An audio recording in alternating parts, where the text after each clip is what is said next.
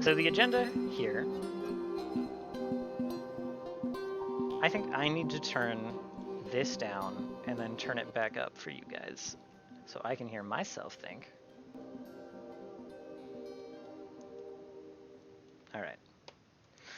All right, sorry for all the sound balancing stuff. That's the other part of the discomfort, but the agenda here, there's 3 things that I want to do tonight. 1, the party needs to find an NPC. The NPC that brought them in for this entire job, his sister is missing. They need to find her. So, Lady Devil's Captor. They need a stat block, they need to exist, they need to be placed into the dungeon, and that encounter needs to be built. I don't think it'll take too long, I already have some ideas. Second is Explicitica Defilus' stat block. We need to make a dope boss. I have some ideas for that. I did some homework. I watched Matt Colville's, like, action-oriented design video, pulled some ideas from that. You know, in terms of just mechanics, just did, you know, a little bit of prep for the prep. 3, we need dope loot for Explicita. This is something I'm terrible at, so it's something I need to invest some time in here. Explicita needs to drop some cool stuff, not just like 1,000,000 gold, you know? So, we're just going to go down the list for now. We're just going to start right at Lady Devil's Captor. I already kind of have a room for it. I think that this room is nice and big, and it's, you know, conspicuously empty, which I commented on before. To be fair, in the original PDF, it was like only 15 feet tall or something. And I just made it huge because I accidentally threw this really wide. So yeah. And I think someone convinced me to put, instead of a giant spider down here, convinced me to put a drider here. Can I turn down the music the tiniest bit? Absolutely. Yeah, that's competing with my voice for sure. Let's do, like... Sorry if this is an overcompensation, but we'll do that. Let me know if that's good. Okay. So... I think we're going to have Drider number 2, and the Driders are going to be Explicita's kind of minions for when it comes to, like, kind of mind-bending stuff. So they're both going to be in this room. And I can delete the empty question marks.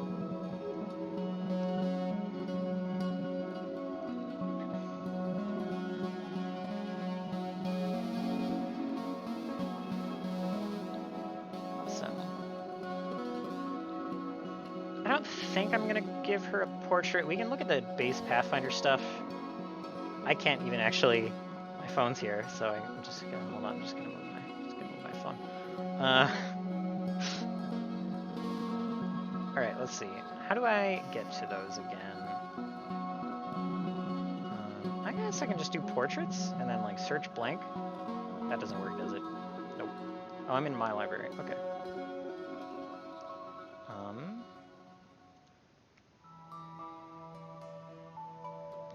That's not what I want. Okay. We're just gonna scroll down. We're gonna look at the Pathfinder ones.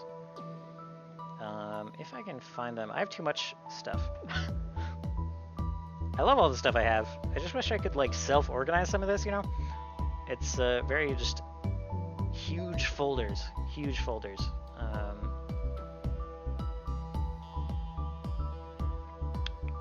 I'm not gonna spend too much time on this if I can't find it. Pathfinder 2nd Edition characters, this is the one. This has some good, just kind of pre-built faces. So I need like an elf. I need an elf. Oh right. I always kind of forget that they're a little. They have like this. Some of them have this third eye thing going. Some of them, they all have like completely like monocolor eyes. Might do that one.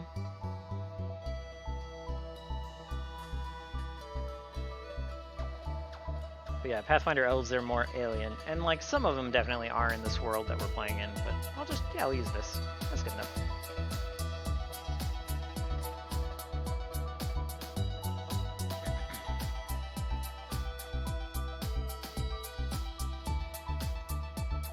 Okay, I can't see the nameplate, that's good. Yeah.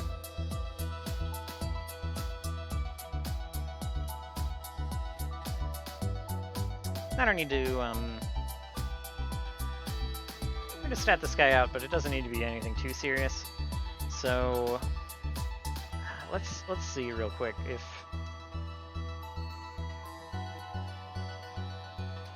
Tell us about this boss lady. Maybe we can brainstorm some cool loot.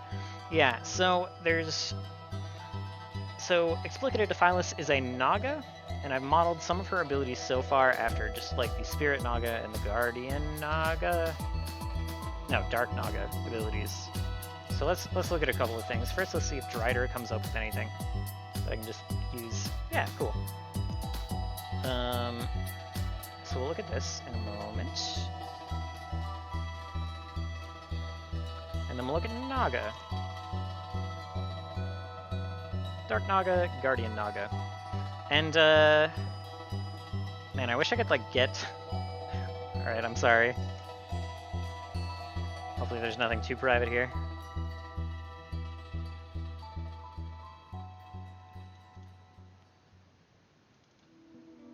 Hello, Wither King. Welcome. Alright, let's pull up the PDF.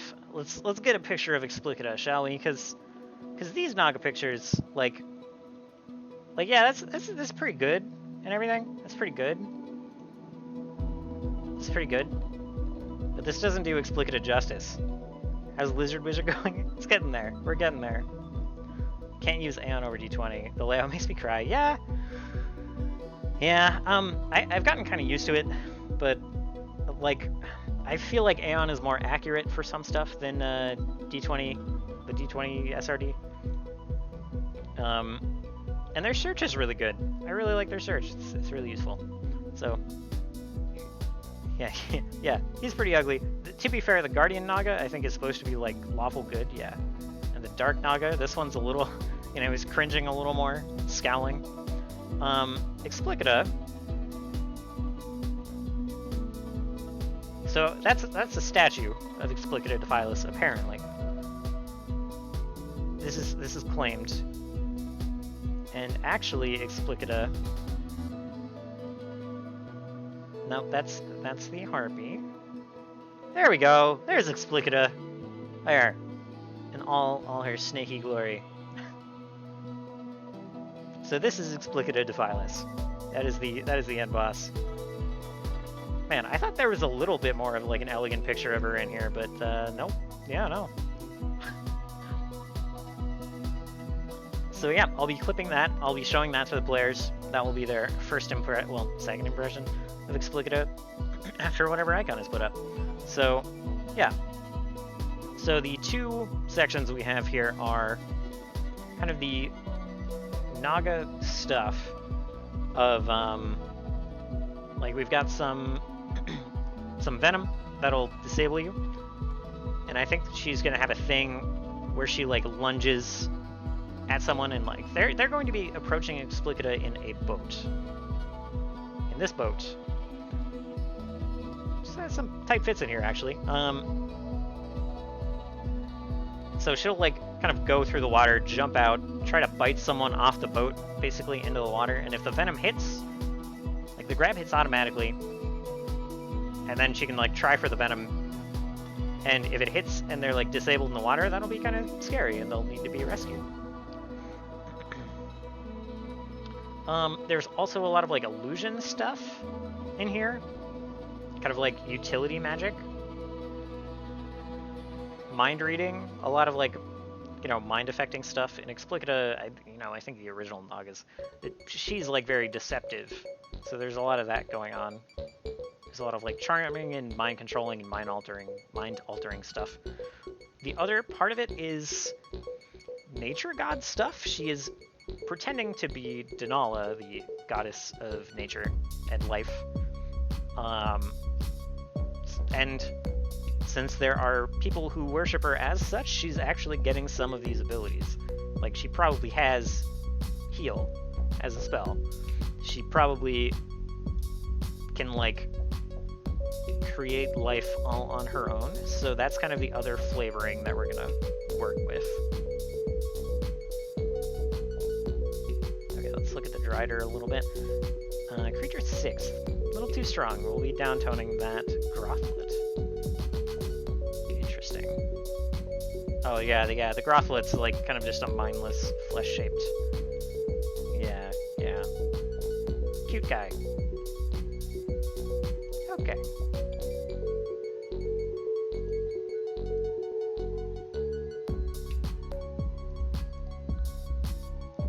So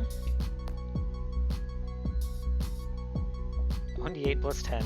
We can just kind of cut the d10 in half. I think he can do 1d8 plus 5, and that will be quite enough from him. Glaive attack can be a plus 9. I don't really want this to be a mini-boss. He can have suggestion. I'm gonna keep him with that. So yeah, let's start writing some of this down on the GM layer.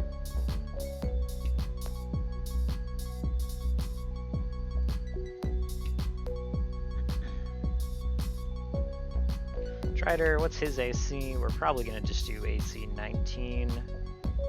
Yeah.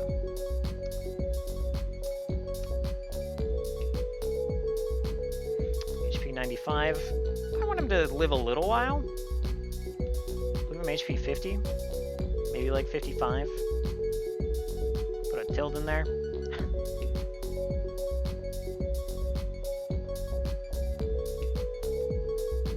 I'm never too concerned with getting these numbers right on. A lot of it gets adjusted right during the fight, to be honest. And I'll stick to the numbers in the fight once they're there. But, you know.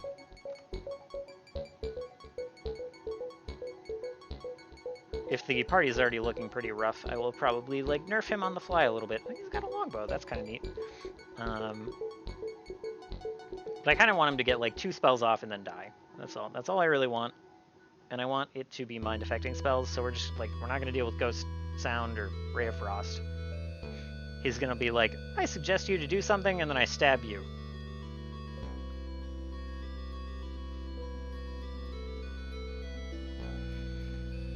Can't be self-destructive or obviously against the target's self-interest.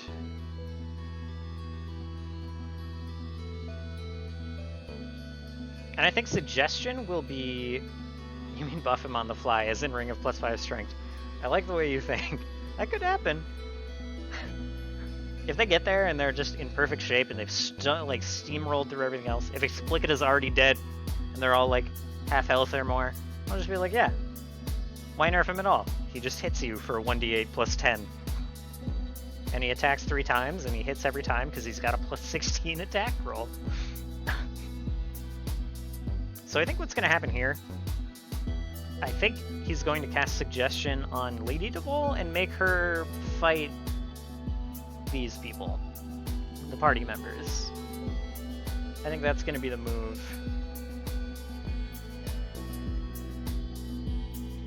Yeah. Let's see. Nope, nope.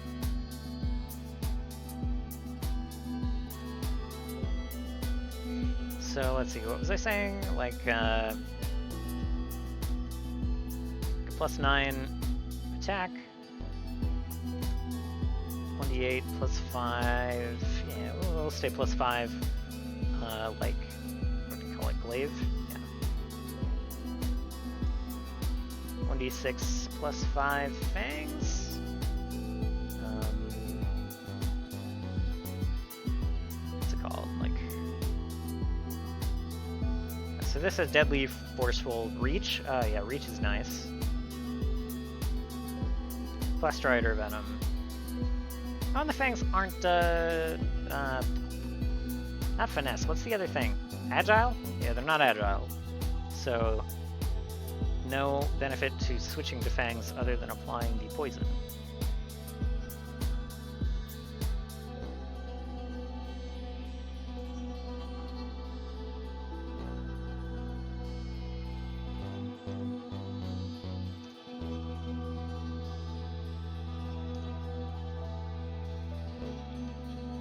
So, deadly 1d8, just an extra 1d8 when it crits. Forceful, I don't remember what that does. And reach, 10 foot. Let's look at forceful. I think it's some kind of like when you're swinging with it multiple times. More dangerous as you build momentum. Yeah, when you attack with it more than once on your turn, the second attack gains circumstance bonus to damage equal to the number of weapon damage dice. Okay, so it's just 1. Then up to 2.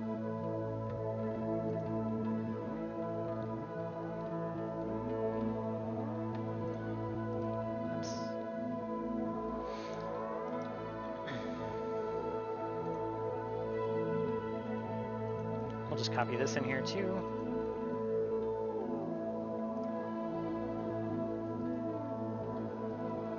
Maybe when the Drider dies, the party can realize that its egg has been filled by another creature and that the egg is hatching. And a baby dragon pops out. We'll get a dragon in here yet, Daedalus. Also, can I just... should I call you Daedalus? Can I call you your actual name? Is that doxing you? I have a friend who trolls me all the time when I call him his real name in here. What did I just do? Okay, it's fine.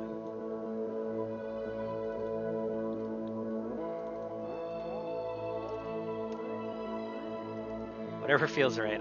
Alright. Cam it is. If you do prefer your tag, that's totally fine with me.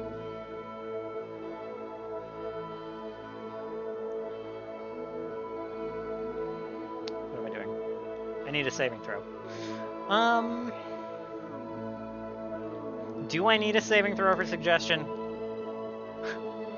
Lady Devil is already basically under suggestion. It's like being channeled on her as they walk in the room. So just suggestion is a thing. Auto success on to full.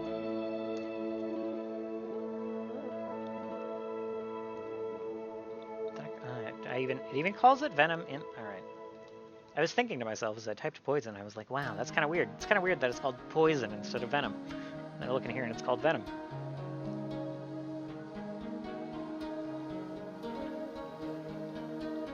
Okay, Drider venom. Maximum duration is 6 rounds. Stage 1 is 1d8 poison and enfeebled 1. I like that. Do I like that?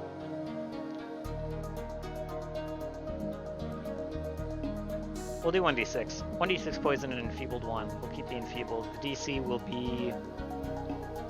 Let's just make it all 19s. 19s are easy to remember.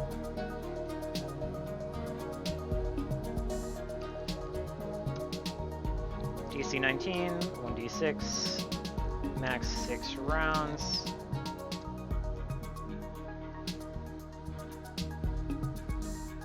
And enfeebled 1. Space out the abilities. So he's got suggestion. Invisibility, that could be fun.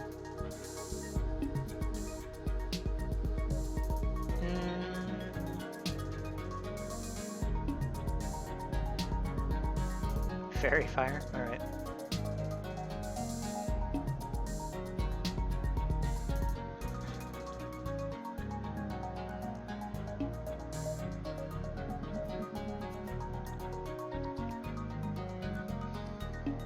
It's notable that he has climb 20. I'll keep that in mind.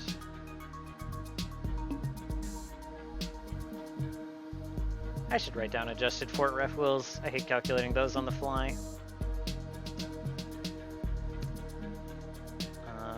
So what are they here? 13, 13, 15. Like 8, 8, 10 maybe? That's like all...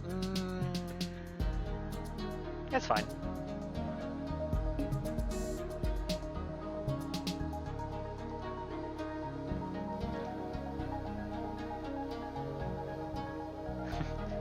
It's wild watching this as a player that's never DM'd.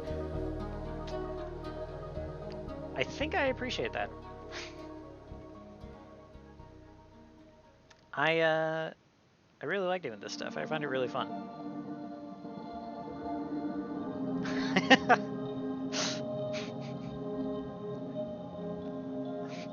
I think I'm backing off on the invisibility thing. It doesn't really fit with what I want to do with him. Web trap though. Web trap though. There's definitely a web trap. But they're super just gonna see it. There's no way I can hide a web trap in here. Like they're walking around with lights.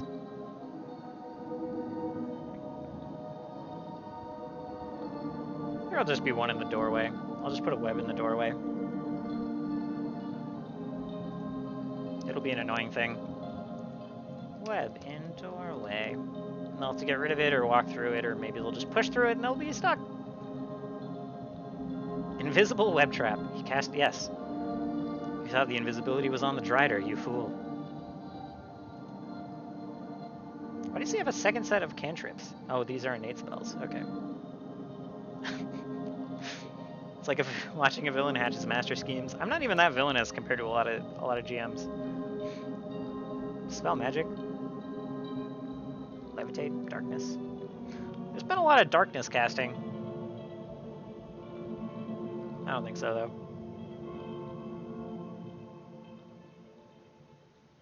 though. Let's just look at arcane spells. Let's find some mind-affecting arcane spells.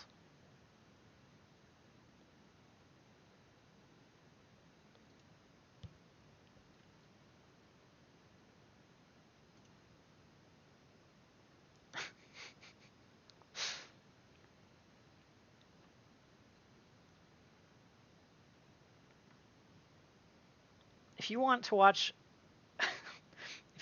a truly villainous DM prep stuff, and you know, if Cam never streams prep, there's a guy called Koibu who used to do like the roleplay, some of the roleplay shows. He lives to kill his players. He truly does.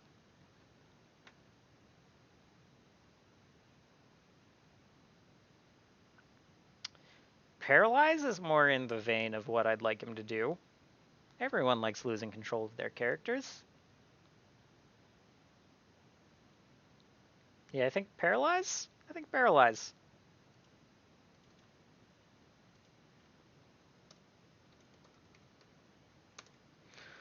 Paralyze, DC, something. 18, we'll just throw it out there.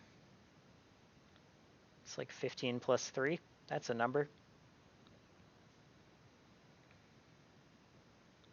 Invisibility sphere? You and creatures near you become invisible as you explore. That's neat. Not for an NPC. No DC. I gotta give it a DC. Haste? No. Ghostly weapon, fireball. Feet to fins. Feet to fins is like just the best disability spell. Like, I want to debuff you, you now have fins. Blindness. Okay. That'll be it. We're going to do blindness and paralyze. For 1 minute. Dang.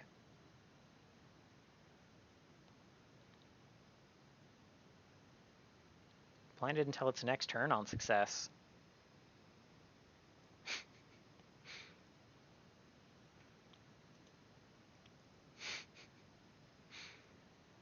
Sending it and flop around on the cave floor. Oh my god. My phone just keeps blinking that software updates are ready to install. If it starts auto-updating while I'm doing this, I'm going to be so mad after all the other technical stuff. Like having to plug in my headset. What's the world coming to?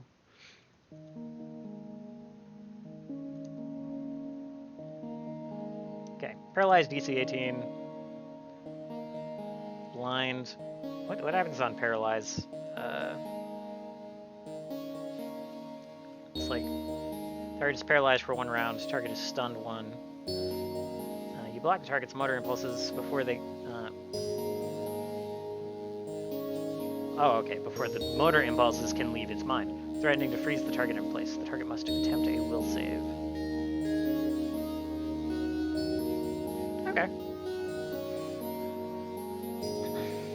let's just look at what a player's, no player in particular, just a player at random, what their saves are. If this ever loads. Oh, I need to turn this music down too.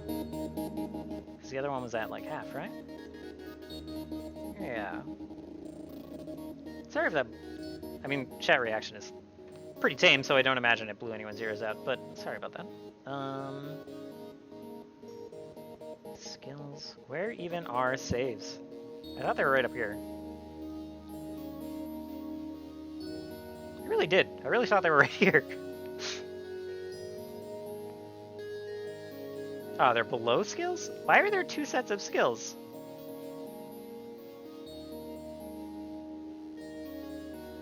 Well, that's a little weird. But we're just gonna... Just a couple sets of languages. I'm gonna assume it's my computer bugging out. Alright, so reflex is 11, will is... Oh, okay, will and fort are 7. So high saves are 11s. And low saves are still only at like 6s and 7s. Okay, maybe 18 DCs are fair, man.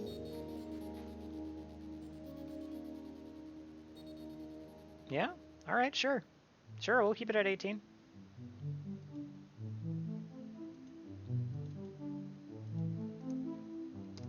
Okay. And I really think that's all we need for this guy. He's not gonna live that many rounds.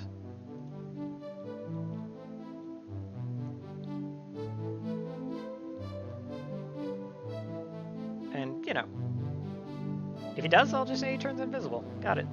Got it. I guess he also has a bow. Is he gonna use the bow? I'll remember he has a bow. It's all the same stuff, except, you know, slightly less damage on the damage bonus. Yeah, okay. So yeah, players are gonna walk in. This guy's gonna be channeling on this, on Lady Devol, trying to bring her to the dark side. And yeah, he's a little bit spelly and he's a little bit stabby and it's all good. And there's a web in the way. Great. Okay. Priority 1, done. Delete it. Get it out of here. And now, Explicitica Defilus. So, what we have here so far, we've got some fangs. They hit hard. They're 2d6. That's nice. 2d6 plus 3. 3 is kind of weak. Is the boss lady the final boss of this dungeon? Will there be more Reptile God temples following this one? So that's... Okay, we'll jump right to the end of this. Once Explicitica Defilus is dead, I think she's going to try to... Like, she's going to go into death throes a little bit. There will be a Explicitica is dying monologue just about... Basically, like... It'll be a long... I'm gonna write a little script for it, I think. Nothing serious. It's just gonna be, like... About... How she could have, like, she's gonna say she could have overshadowed Denala. She could have been, like, a great life god. And, like, why would they, like, rob themselves by robbing her of that opportunity? And then once she's done babbling, she's gonna be like... She's gonna say something... Start chanting something that's just maximum cheese. That sounds like something... something you might hear, like one of the mystics say in like Gargoyles or something. Just like soul of jade preserved by stone, something, something, something, something, and like they've seen a few like jade statues of Explicitica here in town. They've crushed a lot of them, so they're already way ahead of this, really. But maybe the suggestion will be that she can like transfer herself elsewhere. And like the lights on the roof, the blue veins in the stone above, those are gonna like light up. And I think it'll be pretty obvious that Explicitica is trying to like... I don't think exactly what will happen will be obvious, but I think it will be obvious that Explicitica is trying to save herself somehow. So basically, it could go either way. like, Explicita could save herself enough to pop up somewhere else. But this is probably the only, like, more Reptile God temple in existence right now, because she's not strong enough to have a bigger following than this.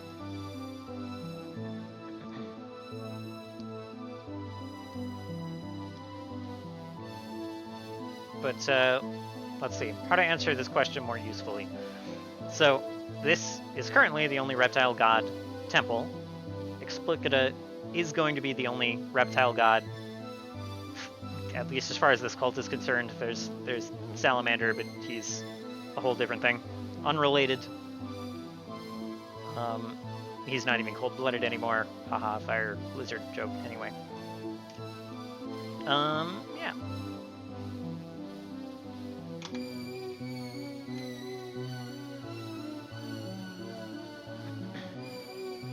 So, I don't know if that helpfully answered your question at all.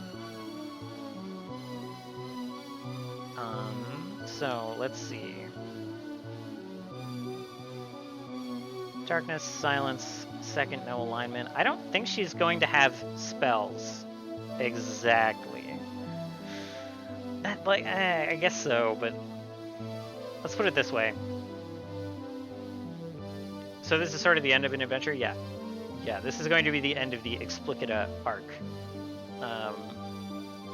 This will be the end of... I guess this is kind of...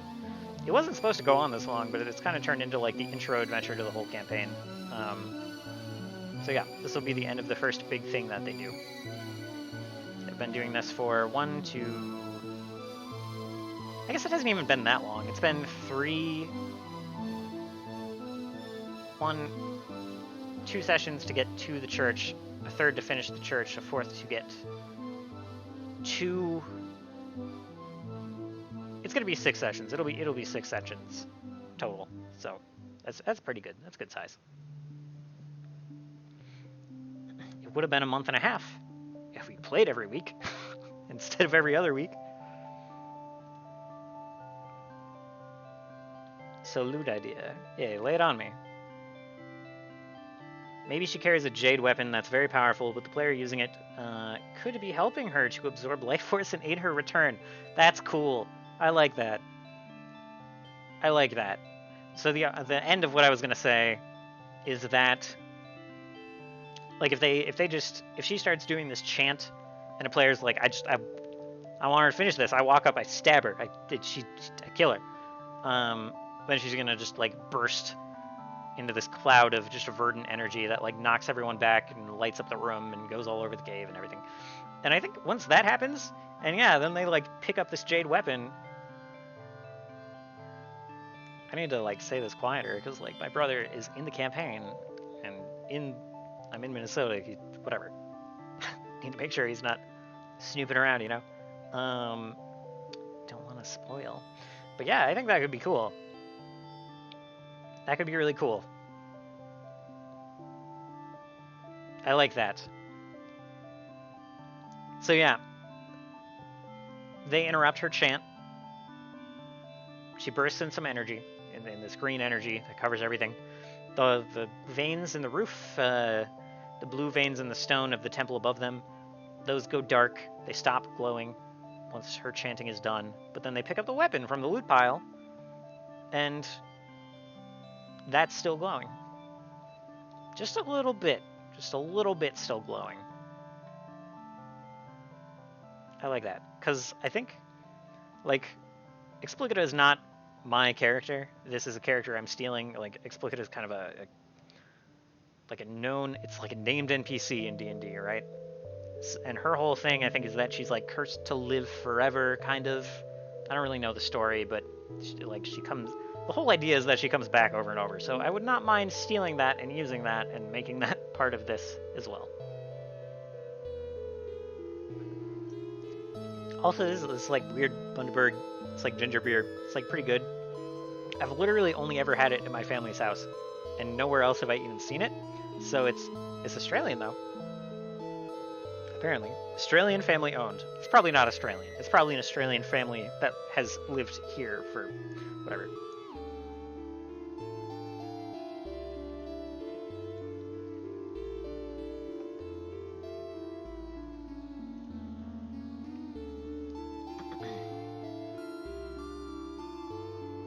Okay. Super common over there. The brewery is in Queensland. Okay. All right. Cool. Cool. Yeah, I don't actually like know where they get it here. So I'll have to ask. It's something that just like dawned on me while I was here. It's like I've never seen these bottles. But my family here always has it. So okay. So let's what are we pulling out? We're gonna I'll preserve these. I'll preserve these spells. But I'm more interested in kind of making like not spell abilities. So it's going to start with, they're going to start rowing, and Explicitica is going to say something bossy, something threatening, something about them invading and being insolent. I forgot to mention this earlier. I don't know. She shouted a bunch of stuff when her minion died down here, this cleric guy. So there'll be echoes of that. I'll probably like try to say some of the exact same stuff. She's gonna, everyone's gonna roll for initiative after everyone's done shouting at each other. And then Explicitica is going to start out the fight, regardless of whatever initiative is, by, she's just gonna slither through the water and like wrap herself around this column. And these columns, they're supposed to be like glowing or something.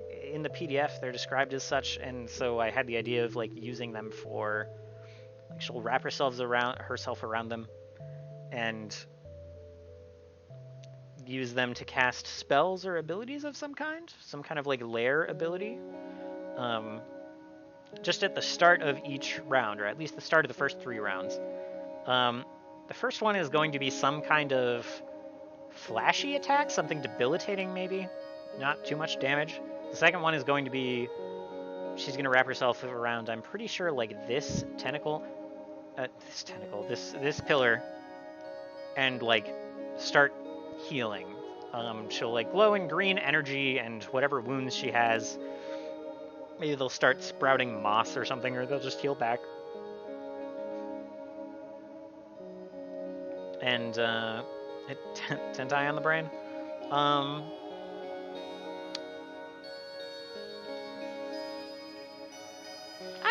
I'm just visiting family, spending a lot of time in like family spaces, and yeah, prepping some snake stuff, snake related D&D. Like, I don't know.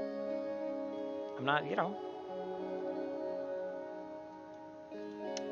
So, what should her first lair ability be?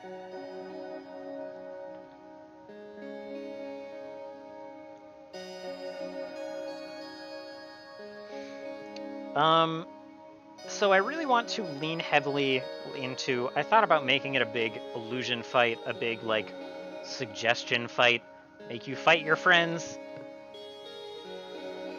I considered it. That might still slip in there. Maybe that'll be the first one. Just make that, make one of them just kill all the prisoners in their cages. Yeah. You. Spend all combat running back to the start of the cave. Here, I'll give you the key to this door. Just go through there and just stab the prisoners. I'm done with them. And let me guess. This effect has no DC?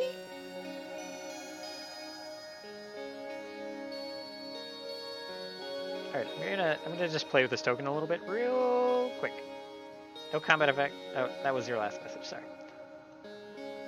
How does this look wrapped? Does it wrap? It kind of does. It doesn't wrap extremely well. I will have to do that work in description. This model just doesn't really lend itself to being wrapped around a pillar, so I will describe it as such. That's fine. 100% no DC. Yeah. Figuring it out. When are you then Dragon? When are you gonna stream so I can like pick up how to murder my players mercilessly? Like, I'm clearly bad at this. Clearly, this is a niche that can be filled. All right.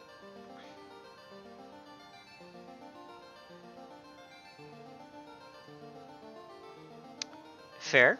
Shyness fair. I also am, though? I guess, I don't know. I'm pretty good once I'm, like, on camera, although at the start of this, I feel like it was pretty low energy. I don't know. I'm out of my element here, streaming from Minnesota. Just a little bit.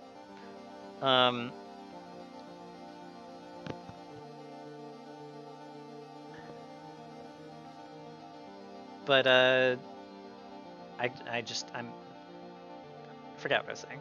I'm just huge brain fart. Point being, I'm pretty shy. I'm pretty okay on camera once I get going, although I definitely have anxiety every time I turn on the camera. Yeah, you always make them roll. And then they roll a 20, and they're like,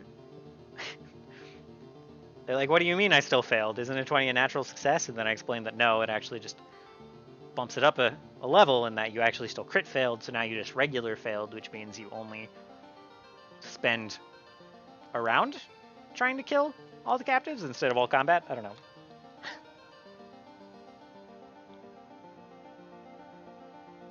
Aw, thank you, Cam.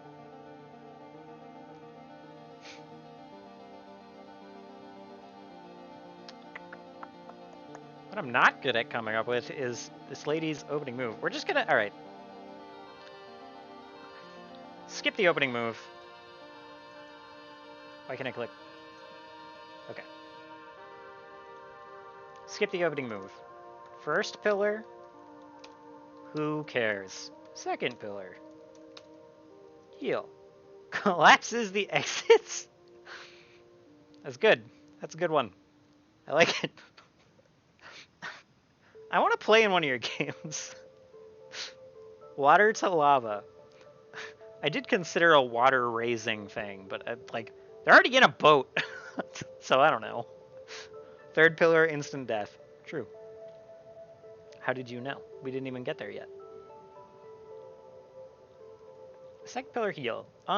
It's going to be. I just I don't even actually care about the amount this heals. I don't even really want it to heal. I just want her to jump to it, and all of her wounds get covered in moss and grass and tree branches, and the players are like, oh shit. That's all I want. I don't actually care how much it heals. I'll figure it out in, like, you know, do it on the fly. Heal some D8.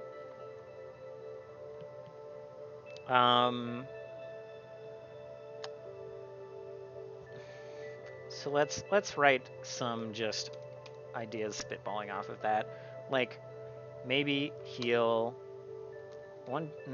like 2d8 per round. Players have to drive her off? Question marks.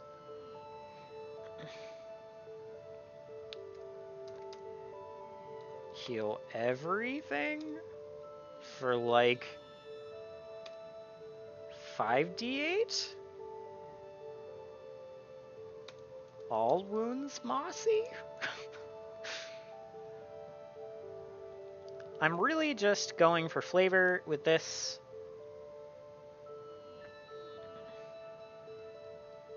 I kind of like this, though. Like, she jumps, and if players get close enough, they get healed. If they get close enough in time, like, it charges up over the round and just... Sorry, that must have been loud. Just punch my microphone full on. Yeah, great. Good. I hate this microphone. I can't wait to have my regular microphone back. I don't want to... I'm sorry I've spent literally all stream just complaining about how I'm not with my usual setup. It's fine. You know what you should do? Recreate the water temple from Ocarina of Time. Everyone loved that. You joke. I've thought of, you know, Zelda, there's probably a lot of mechanics in Zelda that you can borrow for D&D, and you could probably make a water temple that sucks slightly less. Although I guess, like, movement puzzles, I don't know. I go back and forth on how much video gamey stuff to steal and what I like. Legitimate idea. Maybe some of the pillars dimension door to her to a far pillar for combat mobility. I like that. Yeah, okay. I like that. Okay, so one thing is that the pillar stuff will be breaking turn order, and so will some reactions.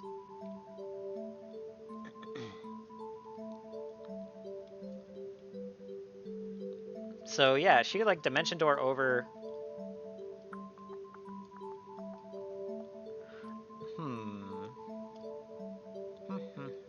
I like that. I'm not sure how to implement it in the action economy I had in mind for her. Let's see. So let's see. These, we're gonna call these just lair actions.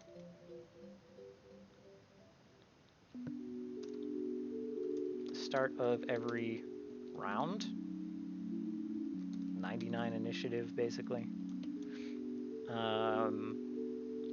Could be interesting if you give the pillars an initiative order and roll a d8 to see which one fires each round. Okay. That could be cool, too. 1, 2, 3, 4, 5, 6, 7. Yeah, there are 8.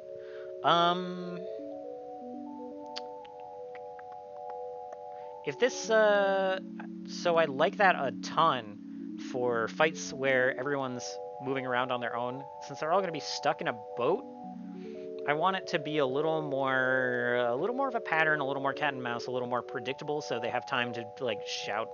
Like I imagine it's going to be all the players are in the boat and they're shouting at Lady DeVol to like move it. That way the players could game the pillars if they work out what's going on. Yeah. So she could try to move to one to get the effect, but it might not fire for a turn or two. Oh, they're all in the boat. Yeah. So that's going to be the thing, is that there's not going to be a lot of movement unless they draw her to a shore, which will really be this one. Kinda, yeah. Or if they like jump out and they start swimming, or they start water walking, or I don't really know what they have in their up their sleeves. Maybe I'll drop like a potion of water walking over here or something. Maybe. Give them all water walking. Maybe that's what one of the pillars does. Yeah. Lady DeVol looks around. She's like, okay, that one kills us all. That one paralyzes us all. That one gives us water walking. Nice. One of the prisoners casts it. Yeah, that could work. Yeah. I don't want to nullify the water as like a thing.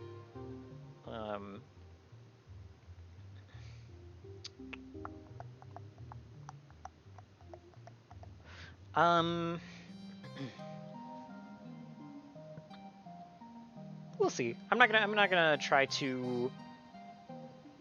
to make it easy on them. This like movement restraint that they have. If they want to not be on the boat, they can climb on Explicitica or get in her mouth. So that's definitely going to be a thing. Is just the bite, like, is going to be an auto grab. Let's go with the easy stuff. Quick fangs, plus 10, 2d6 plus 3, auto grab, dragged from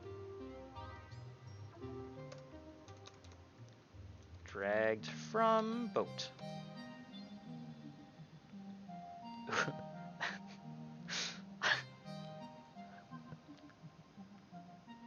There will be no... I don't know how to respond to that. Told my mom I wouldn't yell. Said I wouldn't yell. Too much energy, too loud.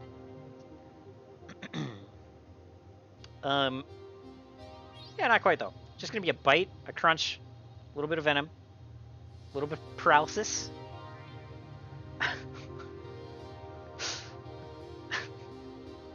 Swallowing is not gonna be a thing. If you've seen Hercules, like, you don't swallow things with swords. It's a bad idea. You don't swallow things that could materialize swords.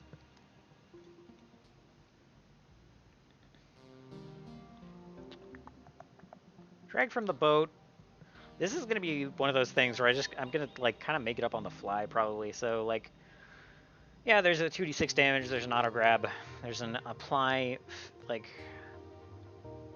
probably like another action to apply the venom. Maybe?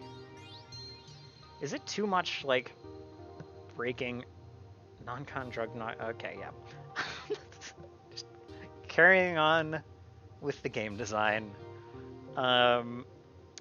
Is it too much for the fangs to like auto grab and drag the person and also have like venom automatically apply if they fail to save? Or should one of those be another action?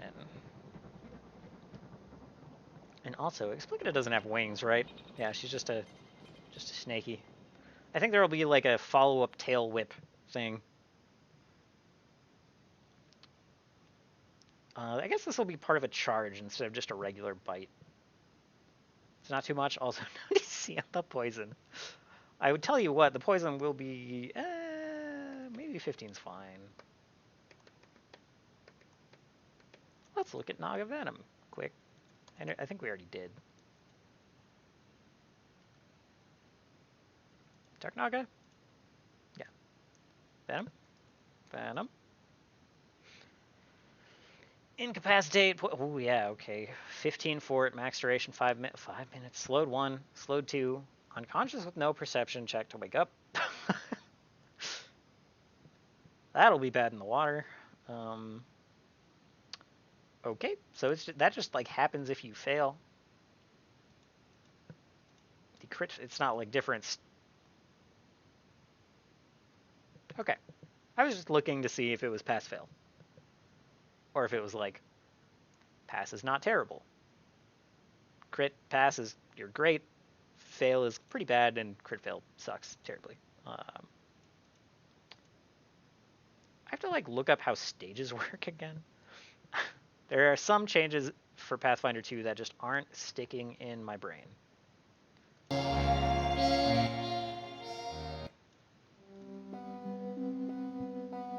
Okay.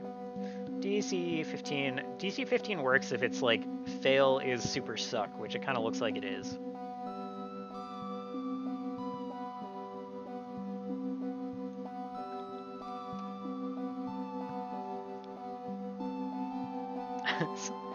How did I miss this comment? Such chill and lovely music for the evil scheming. Thank you, I appreciate it. Let me just...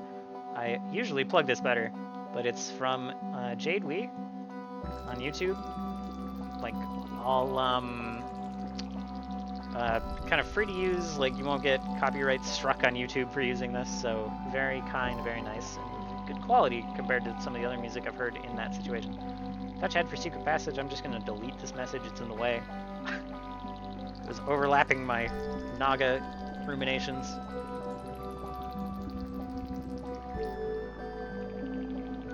Alright, let's reformat this a little. Auto grab on charge. So if she's just chilling there, like biting, this won't happen. But when she's like lunging at the boat, using some movement to get to the players, this will work. So how this will kind of look, what's going to happen is she will start out shooping to one of the pillars, one of these two. She'll use some ability, and then whenever it's her turn, she's going to like slip into the water, lunge at someone, try to drag him off the boat, and then like what I kind of imagine happening is she like grabs someone, drags them out. Top of next initiative, she ends up like shooping all the way over to the next pillar, like with the person still kind of bit, still grappled, and that's kind of how I imagine the fight like cadence starting. So maybe it would be best. I'm thinking it's just, the first one's going to be just a zone of. It's going to be like tangling roots, but it's going to be like seaweed. I think that's just what's going to happen on the first pillar.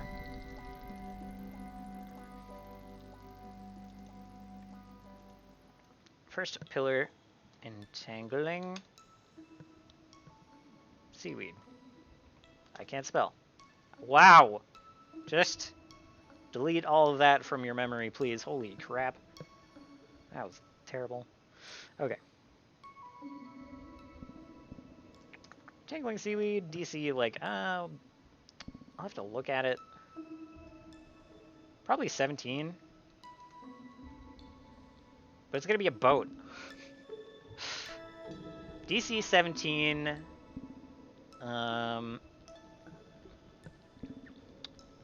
What do you call it? What do you call it? We're gonna amp this up. It's gonna be a DC 19 Athletics, and if the NPC can't do it, one of the players are gonna have to like get out of the way. They're gonna row. Second pillar crab rave, yeah.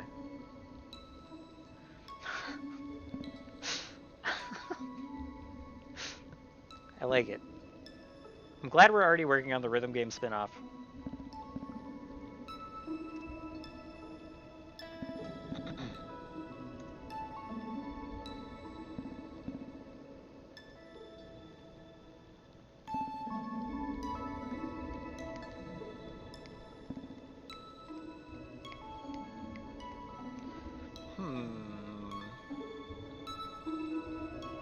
I really think this heal amount, I'm just gonna have to see what happens, how much damage they deal, and just maybe it doesn't even actually heal her. I'm still kind of thinking. I only gave her 55 HP and I gave this guy... Alright, hold on. Let's see how long the other Drider lasts and see if she actually only has 50 HP. I mean, it's like a lot, but it's not like a... It's not a ton.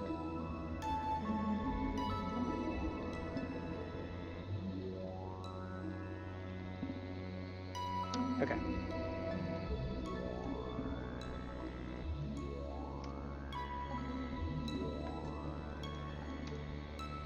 What level are the players? They're all level 3.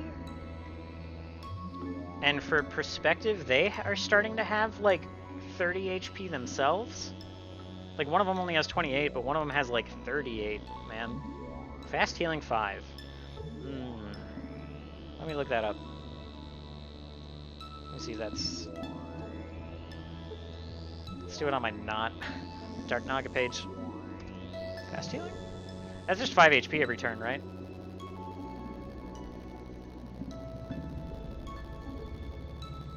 Number of hit points every round at the beginning of its turn. Okay.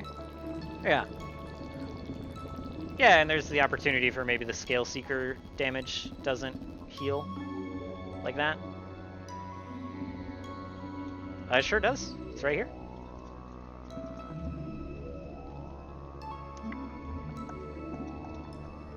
And yeah, I know there's probably stream delay. Probably more stream delay than usual. I don't know. I don't have it dialed in my head.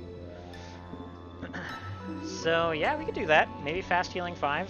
Really, this is all just an excuse for me to BS how long the fight lasts.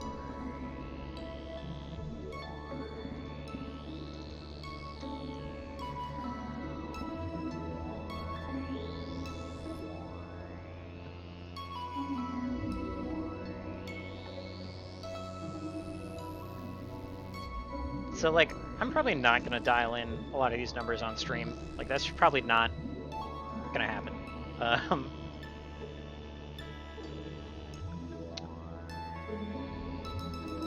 Because I need to... It's been a while since we played. I need to get I need to readjust and figure out how much damage my players are doing. I need them to kill more things. Because they haven't actually fought that much since they hit level 3. So... I guess we're just kind of going with the, like, the guess numbers right now, and we'll maybe maybe I'll follow up once they're done with this on the next stream. If they get to it by the next stream, we'll kind of come back and we'll go over what I made these numbers and how it worked out and like what I fudged. I try not to. We don't have to get into this right now, but I try not to fudge dice. I do fudge HP amounts a little bit when I'm like, I kind of want this guy to live. I want this guy to live like 5 rounds or so, 4 rounds or so. But if the players crit it, it'll only live 3 rounds. You know, like, whatever.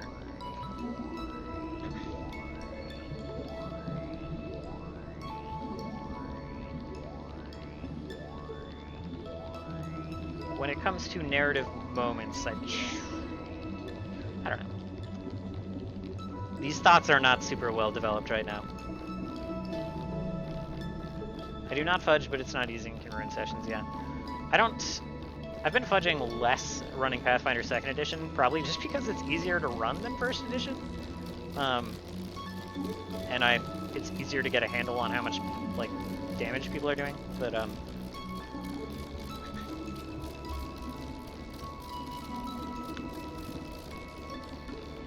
I think HP is the most common thing I'll mess with.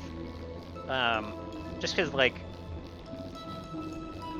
if someone deals 15 damage, this lizard guy has 17 health, he's not going to deal any significant damage himself, and we just want to get on to the next scene, and we've already been in this cave, this room too long, then I'll just be like, yeah, you kill him. You chop his head off. It's fine. Especially if it's on, like, a 15 damage hit, and he has 17 health, whatever.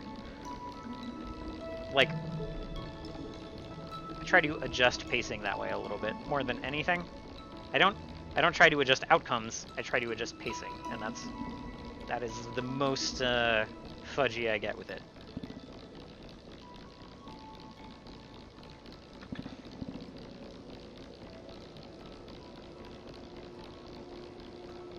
But I'm worried about this 55 HP. Is what that all comes down to. This fight might be over too fast. So, but maybe that's okay if she's healing a lot. And yeah, to catch back up on what you were saying, rather than just having Skill Seeker go through, have it disable the healing for a turn like Fire does for Troll regen, yeah, I think that's what I'll probably do.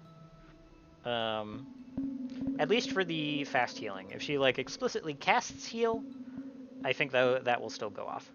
So let me... Scale Seeker disables for 1R. Oh. We're just gonna drop this down to a new line. I don't have quite enough room over here. I should have added some tiles to the right, just to have more room for notes.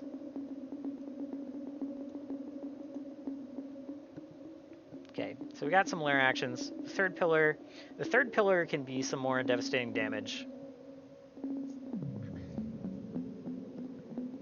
Because I think it's a little more okay to knock someone unconscious towards the end of a fight. And I don't expect this to go on... Maybe not 3rd round. What am I trying to say? I'm not going to try to pad out this boss fight, I guess. Like, I want her to do 2 damage. Careful with planned unconsciousness and water. Yeah, that's true. That's very true. I guess I just mean the third ability, especially if it's dragging people towards this right side, towards this other shore. If it's like, it's going this pillar, this pillar, this pillar, or even this pillar, or even this pillar, that could do.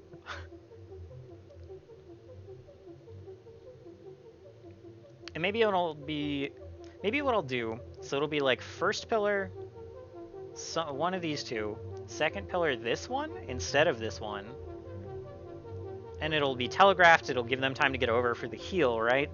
And then she'll jump to this pillar, and it'll give her time to charge up again, but this time it'll be a little more, like it won't be glowing green, or maybe it will, I don't know, it'll be glowing something else, and there'll be like a nova or some kind of attack that comes out on this pillar. And so if they do approach, they'll be on land.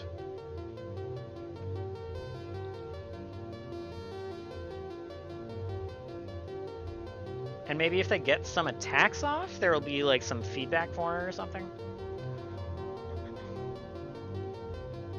I'm probably spitballing too many ideas, like ballooning the focus a little too much. Oh my god.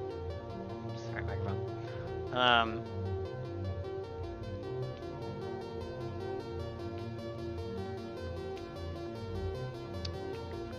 Maybe just give her reactions?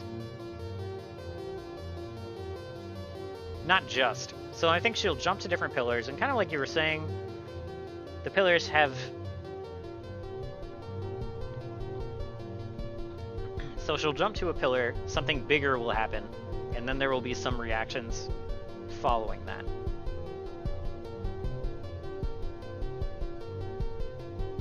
Okay.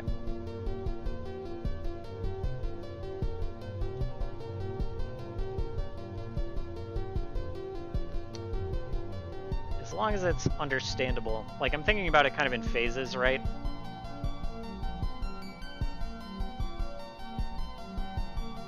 Yeah, what reactions? So I'm thinking, like, second pillar, she jumps to it, she heals for like a burst. Maybe that's when her fast healing activates, something like that.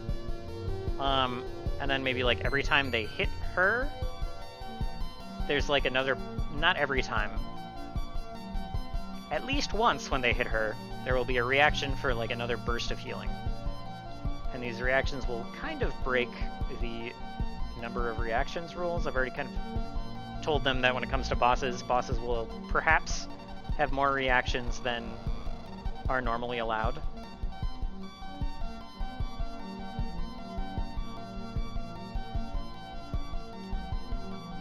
Or maybe, we'll see. We'll just keep working on it.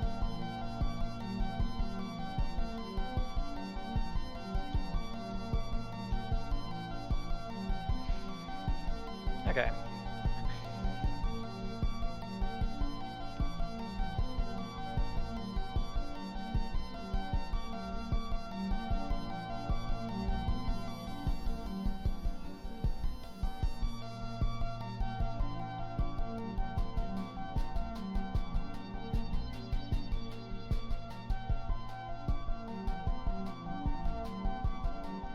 What can a 2d8 be for healing? 2 to 16. Okay. So let's start with the second pillar. Let's rework this. So she jumps to it. Heal 2d8 plus 2d8 30-foot AoE. So there's a regular 2d8 that she will heal, and then everyone heals for a 2d8 within 30 feet. It activates the reaction.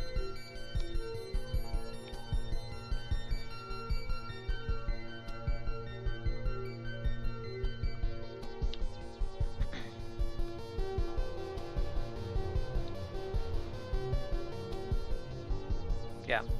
On reaction, heal 1d8 plus 1d8 30-foot AoE. So there's a smaller version of the same thing. And for either of these, like, basically just moss sprouts from the wound. Or let's keeping my limited white space in mind, wounds sprout moss. Ditto. Third pillar.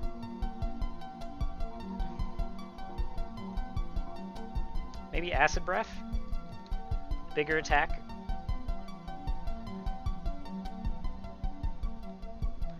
Acid is the most... you guys would say... Acid is the most nature-aligned damage type, right? That's usually what nature damage comes out to. Or I guess just raw nature damage could be a thing, but I kind of hate describing that. Let me know if I'm forgetting something there. It's like, you know, in terms of healing, like the opposite of healing is harm. I don't think I want to go that route with it. Although there have been zombies and things. Maybe that's it. Maybe actually I do like negative damage. She like zaps. She could like zap people and like steal health and vitality from them.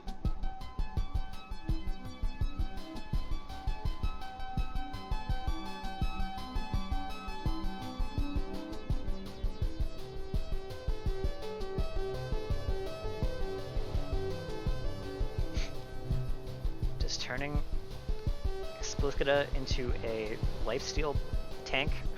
Does that sound too terrible? Are you prepared for your players to start trying to destroy the pillars? Am I prepared for it? I mean, I'm cool if they do. I don't have hardness and stuff written out.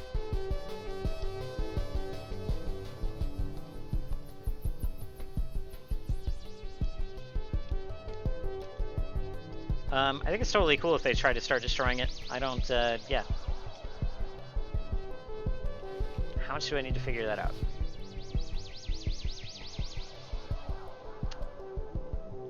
I think it's a pretty likely thing for that to happen. I don't think I need to exactly figure that out. That's the kind of thing that I play on the fly really well, I think.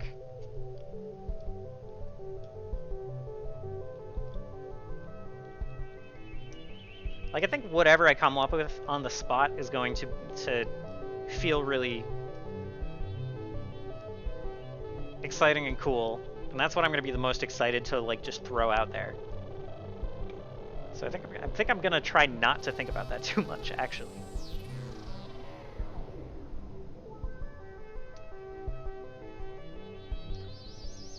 As long as I'm not blindsided, I kind of love being blindsided by my players. I feel like that's where, like, kind of some of my best sessions come from. Is where I have to, like, think on the fly and everything's not going the way I planned. If I have everything planned out, I feel like it's reflected my energy a little bit. But yeah, being a little prepared for it, knowing that it's a thing that can happen, is probably helpful.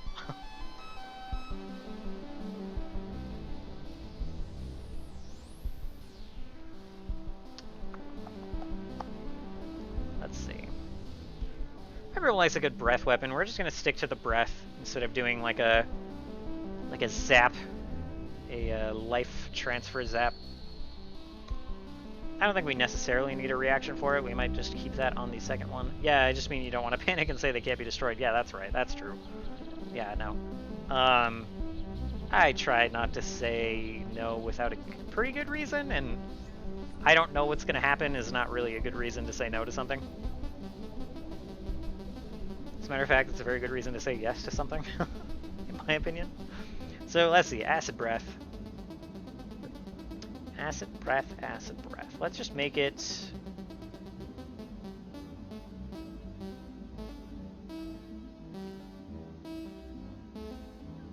This is going to be telegraphed.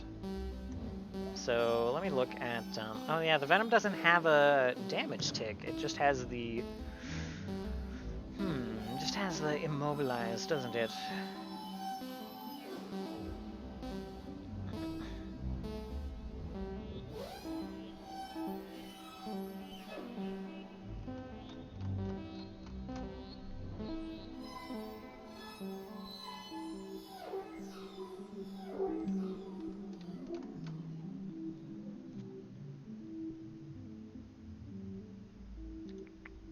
Sorry, I'm just kind of quietly thinking through this. I should be saying it out loud, I suppose. But, so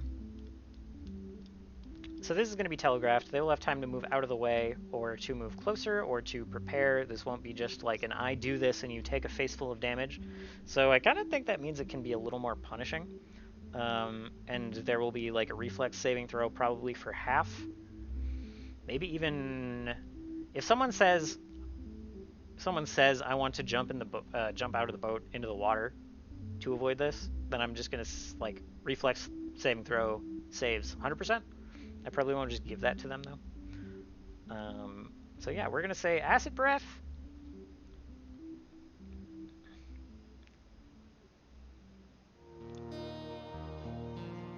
.46 can be 24 damage. It probably won't be. It will probably be. It will trend towards 12, right?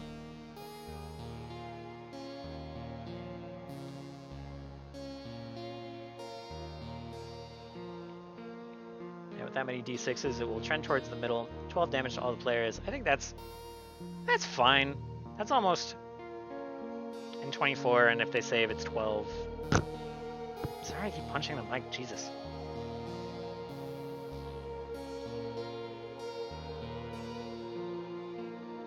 I think 46 is fine. Honestly, the biggest concern is that the NPC goes unconscious, I think. But, they will have been, yeah, I don't know. We'll see.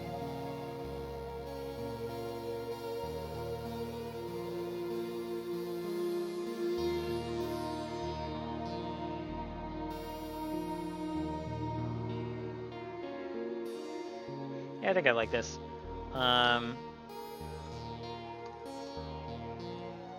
Reflex save for half.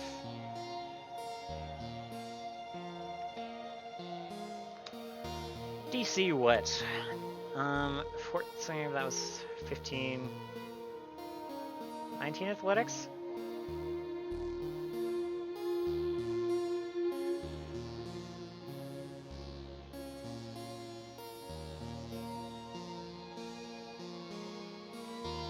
I think I like 17 or so. I think that's fine.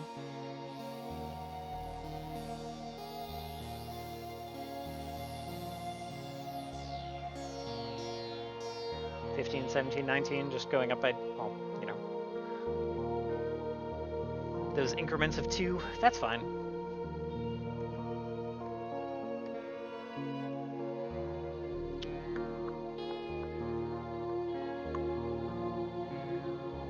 I think what'll be more, I don't know, I'm excited to come back and talk about how this went. I think that will be the more interesting stream rather than like setting it up. I haven't really designed a monster in this way with like these lair actions and stuff. This is delving into new stuff for me. So I'm excited to see how it goes. And yeah, excited to talk about how it goes.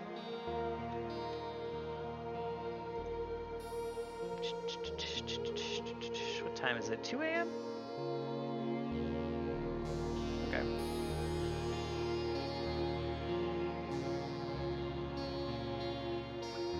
Okay.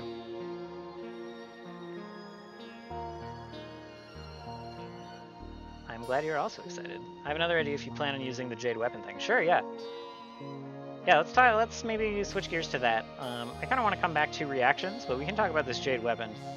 So give me your idea. I'm gonna,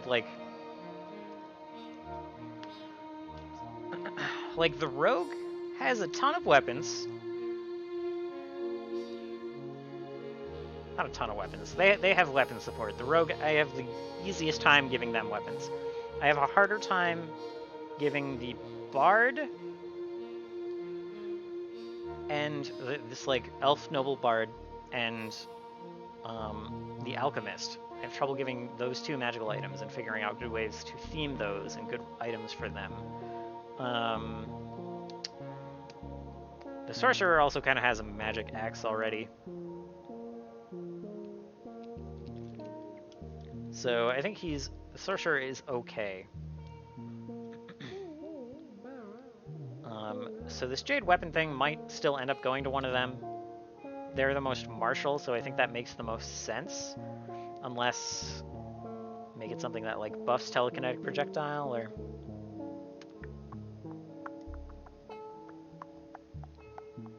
Okay, yeah, I see what you're saying. Okay, so instead of just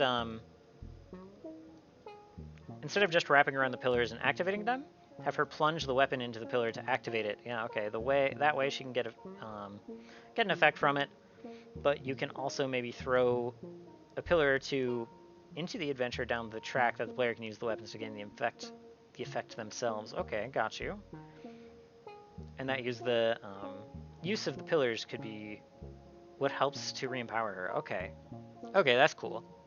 I do wish that she had hands.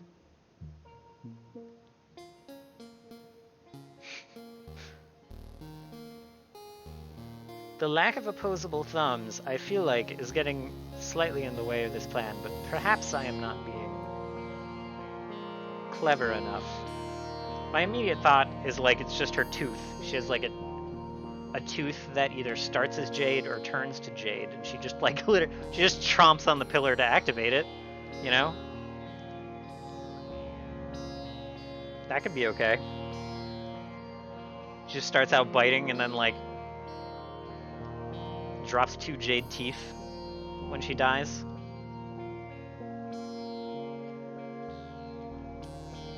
This could also give them out as a pair of daggers, yeah. This this could easily get to a point where we like I might have to, like, ban that player from watching this video. I might have to ban all the players from watching this portion. Just be like, once we get to talking about the loot... As a matter of fact, just skip watching all of the Explicitica stuff. Just don't watch any of that. That or a crown that works as a permanent spiritual weapon or some such. Okay, that could work. But yeah, what I was starting to say is that, like, if I just say, hey, these fangs are... You see, the fangs are glowing. And they're like, yeah, can we... Okay, sweet. Can we harvest those fangs? And I'm like, yeah, I guess. You know, give me a something. And then they roll, and then they pull them out. It's like, great, you have 2 fangs. You can fashion them into magical weapons if you wish. And, you know, just that whole... It's always nice when you make the players think something was their idea, or that, like, they had agency in their demise, you know? Anyway. Okay, so... I like that. Okay, okay. Or a crown. There could be a few pieces here that work together.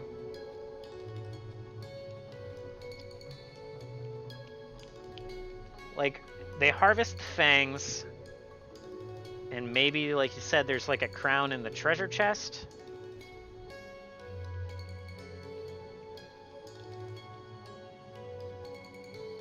Okay. Let's make a note. I almost have to move my phone, and I don't want to. Okay. Add handout. Okay. Start a note for Explicitica loot.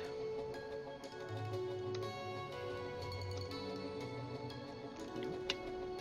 In no player's journals.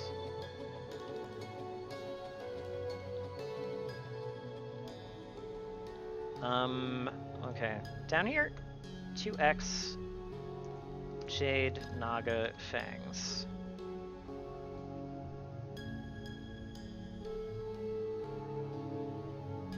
Okay.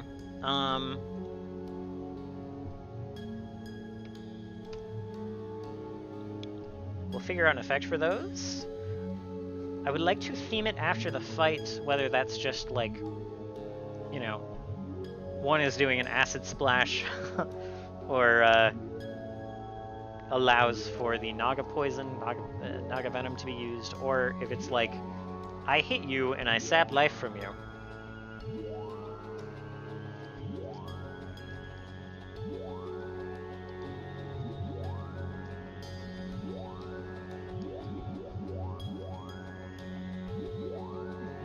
Okay, so one, let's get the theming. I'm so sorry. It's gotta sound terrible. I really don't mean to do that. Okay. Alright, so we got that. Crown. Jade inlaid crown. Is it a crown of jade, or a crown inlaid with jade? You could also consider tailoring craftable loot for the players. Parts of return to jade as she dies, some scales for armor, a tooth. Software update ready to install is interrupting your message. A tooth for the dagger, an eye for the ring, or ion stone. Okay. Yeah, I think maybe like... Yeah, okay, yeah. Her entire body just turns to jade when she dies. She's gonna burst with energy, and what will be left will be jade and like no organic matter once the energy is all gone. I like that. I like that.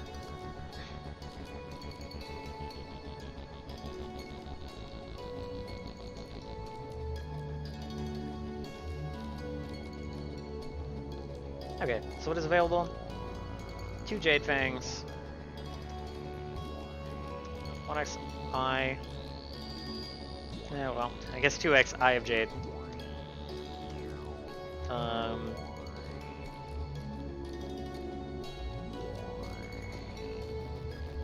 Bag full of scales.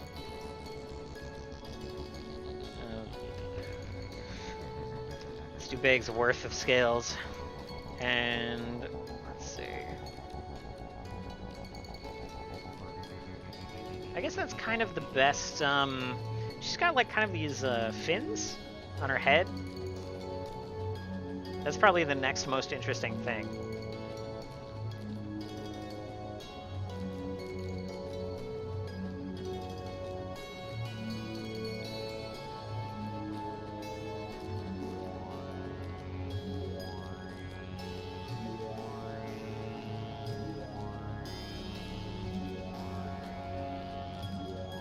So yeah, like head, tail fins, you know, like chest scales, those larger ones here. We'll see. I'll kind of respond to their inquiries. I'm going to point out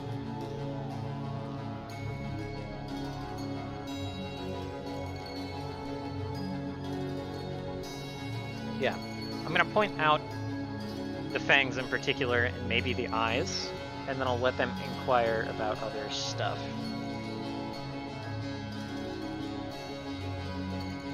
And I do need to figure out what actually, like, what I'm definitely giving them, even if they don't inquire.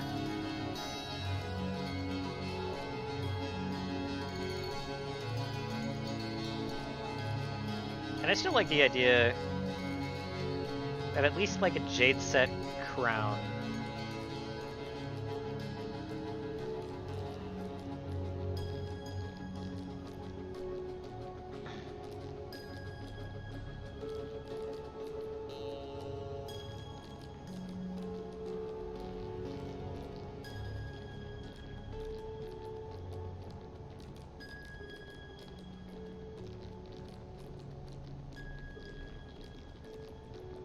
Okay.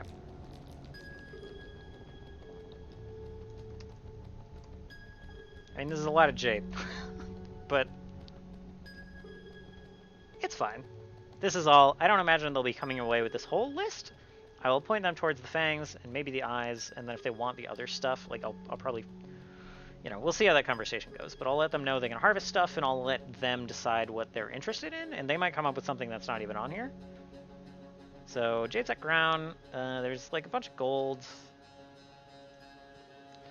I think a lot. Yeah. Yeah. Let's see.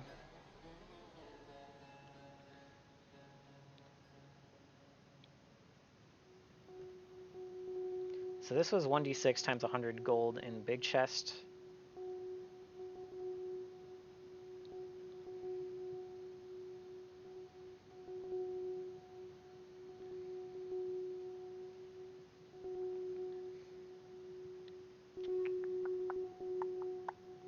Okay. I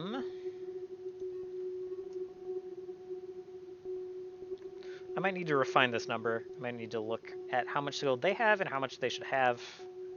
But the immediate number that I kind of like, and I like it because it means I don't have to make decisions, is again making them roll. And I'm going to say like 3d6 x 100 gold. Remainder is tarnished. Same for silver. And that handles the gold amount. And that might get tweaked. Might get tweaked. That's fine. So they could end up with a ton of gold. I didn't read this out loud. I'm sorry, I'm getting tired, so I'm slacking on my chat. My chat duties a little bit. I'm glad you like the idea of having them harvest and craft. I'm not gonna lie, this was encouraged by like one of the players in one of his campaigns. He came up with the idea of letting us like kind of adjusting Pathfinder's rules to allow more craftable stuff, and we were able to harvest stuff off of like a Hydra we fought and like a werewolf and a bunch of other stuff. So like just kind of keeping a tradition alive, really. I did not come up with this, although I'd like to think I'm adapting it to my purposes nicely. So there's been a lot of darkness going on. I'm going to give them 2x Scrolls of Darkness. Do I need as the 2x applies it. All right.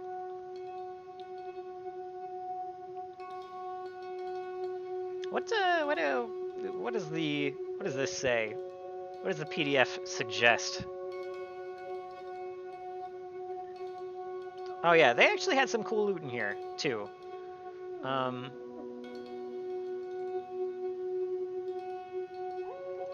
And we've just completely...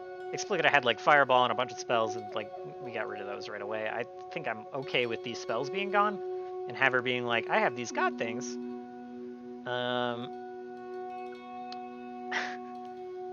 I don't need spells. Spells are what I give other people. Yeah, but using it as an instrument of their own eventual demise is beautiful. Thank you. Yes, I agree that seeding their own peril is cool.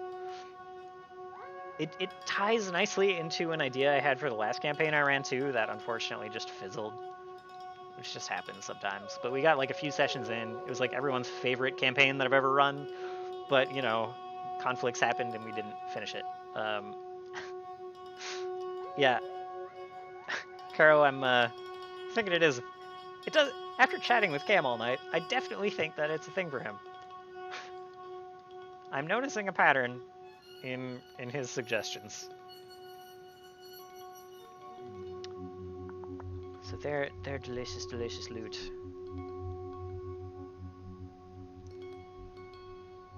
Oops. Oh my gosh. Ah, the mobile dashboard is so fiddly. Huh. Anyway. Precious possessions that Explicita has collected can be seen as a pile of yellow and silvery coins with some bottles and leather items partly buried in the pile. A close examination will reveal 110 platinum, 890 gold. So I'm still under the line of what they put out here. Oh, there's so much. Another 400 gold in jeweled bracelet. A ruby pair of... Oh, wait. A ruby ring worth 800 gold. Yeah, so much. A bag of holding. Let me just see. Bag of holding has to be an item in Pathfinder 2nd Edition. Bag of holding. Let's see what level they suggest for it, shall we? Bag of holding. 4+. That's fine. That's fine. I can give them a bag of... The thing is, I gave them these chest tokens, like, just now. Let me just see. See if I can find it.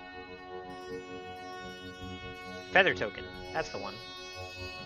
I just gave them these feather token chests that are basically like one-use bags of holding.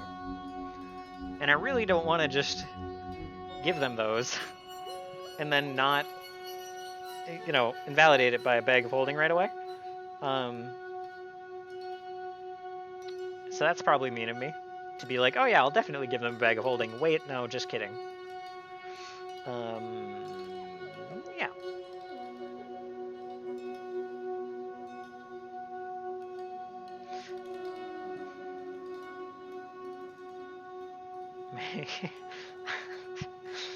Make them fashion the bag of holding from the Naga scrotum. I don't think it has extra dimensional properties.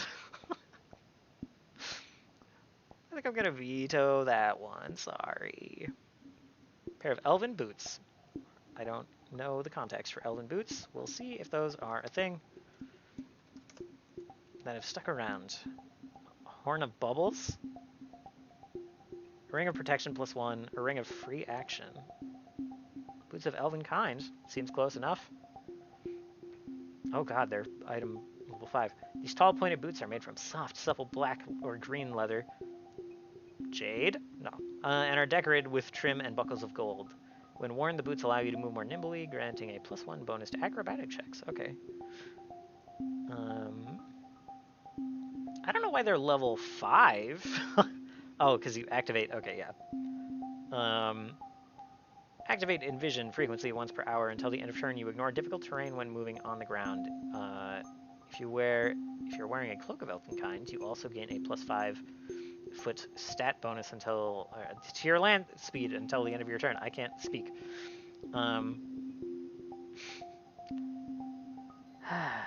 That's a good question, Cam.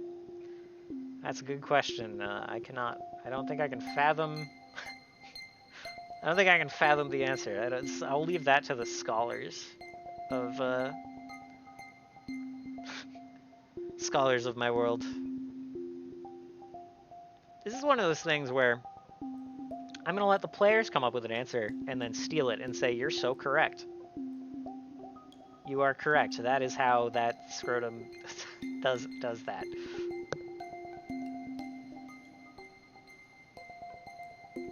Cloak of Elvenkind. What level is that? 7. Holy crap. I think that's... This is a steep, man.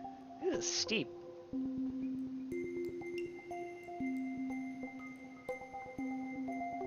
+5. Whatever. I'm thinking about it too much. I should just give it to him if I want to. You can get a striking weapon as a level 3, but your boots of Elvenkind, you are slightly better at acrobatics. Too much, man. It's too much power. Alright. The potions are gaseous form, invisibility. I'm actually fine with just all of these potions being in there. Filter of love. Yeah, sure.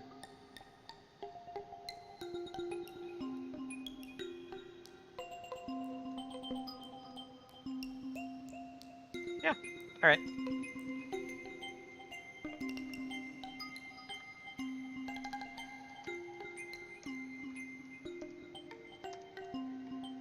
One X gaseous form, 1x invisibility potion, 1x. I wish I could keep more than one of these in my head at a time. Clairvoyance, I don't think that's going to be a thing. Filter of love, potion.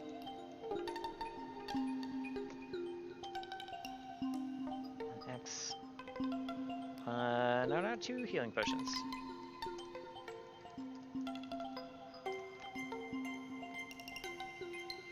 We'll make them 2d8s. We'll make them 2d8s. They've kind of graduated beyond the 1d8s. I'm happy I can make you laugh, Cam. The same...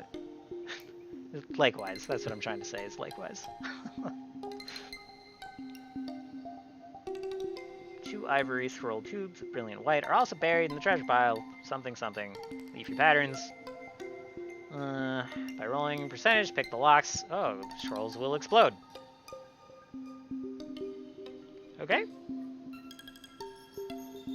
Each tube contains a scroll. The first for magic users has 3 spells written on it. Slow, Stinking Cloud, Detect Magic, whatever. The other holds 3 clerical spells. Heal, Cure Disease, Dispel Magic.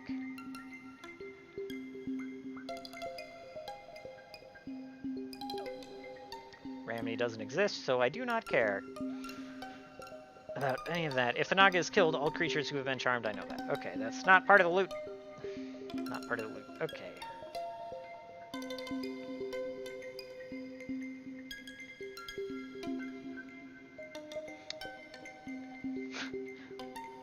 Let's see how I feel about... Why would they try to break the scrolls if there's an obvious latch on them? Is my question about these...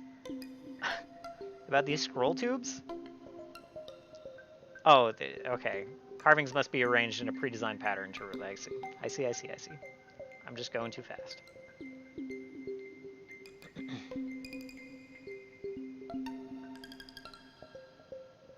Okay.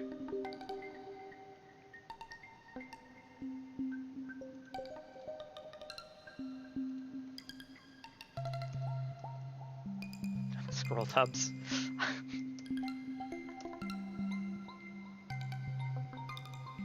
D&D lore on Nagas gives a chance on...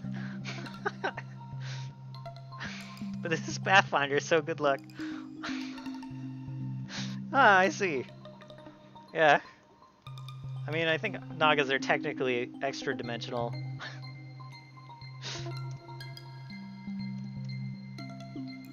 Probably in Pathfinder as well. I'm not certain. Shall we look? Shall we take a break from the loot? Dark Naga. Dark Nagas are wicked, jealous creatures that crave power and wealth. Indeed, the Dark Naga sees Such ideals are spiritual expressions of an essential truth. If one can take something, that something is theirs to have. The Dark Naga sees other creatures as lesser, worthy only of subjugation or as rivals who must be eliminated. This is actually fitting Explicitica pretty well. Speak Aklo. They look... If they speak Aklo... What? Hold on. Wow. Not helpful. Wendigos... I don't think they're... Hold on. Darrow Stalkers? Yeah, they're not extra-dimensional. Really. Because I don't think... Because it's not like in all these creatures, they're like not really from an Underdark. Yeah, no, I don't think they're extra dimensional. I think they just kind of live like underground. In remote places, other creatures have forsaken, abandoned ruins. Huh. Okay. They are abjurations, though. Or aberrations.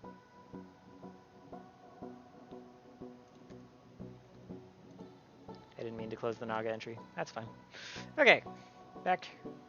Once again. Scroll tubes.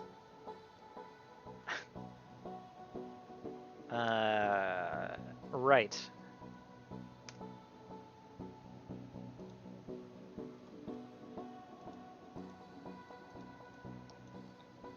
If these scroll tubes are... Oh my gosh.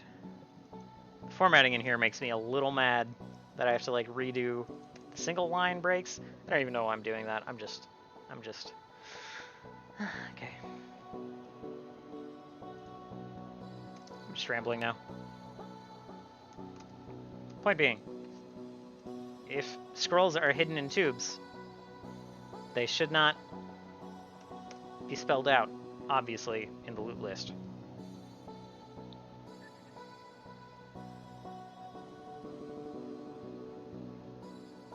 Probably the potions shouldn't either.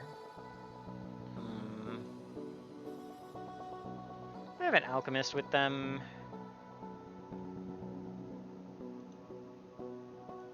I'll move it down. I won't be lazy. Okay.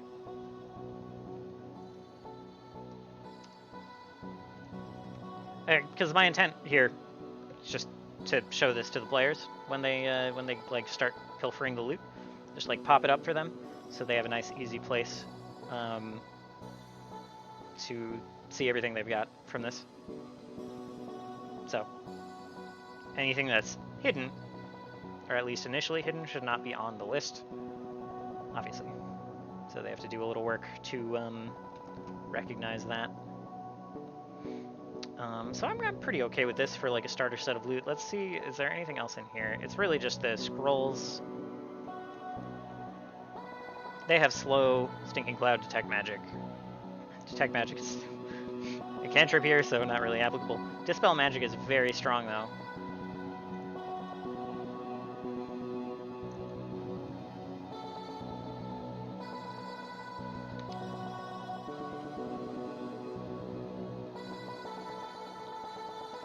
So we have to figure out what the crown should do.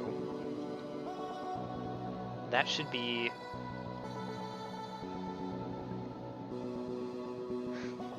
That should be angled towards the Goblin Alchemist or the Noble Elf Bard. For sure. And the Alchemist is kind of a... He's kind of, what do you call it? He's an infusions alchemist, so he's all about beefing himself and others up. He's looking for a way to hit more reliably, because he currently has trouble hitting. That includes with bombs and melee weapons. So, can a crown help him out? Can a crown help him out at...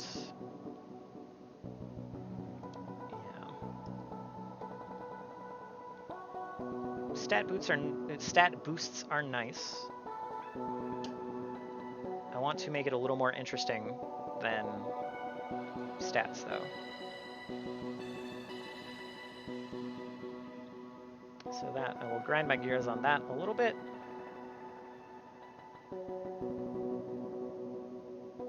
Arrest to fall. I like the way that's put. Okay. What was I doing? I was looking up slow, the spell. Yes.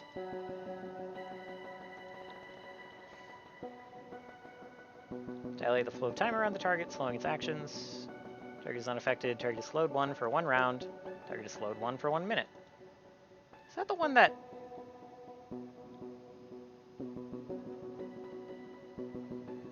I feel like some spell changed because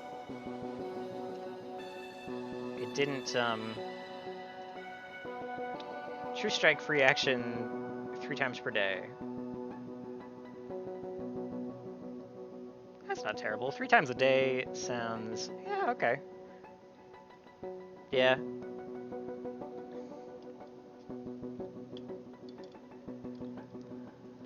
Other people will definitely want that. I suppose other people will definitely want anything that can help him reliably hit more often.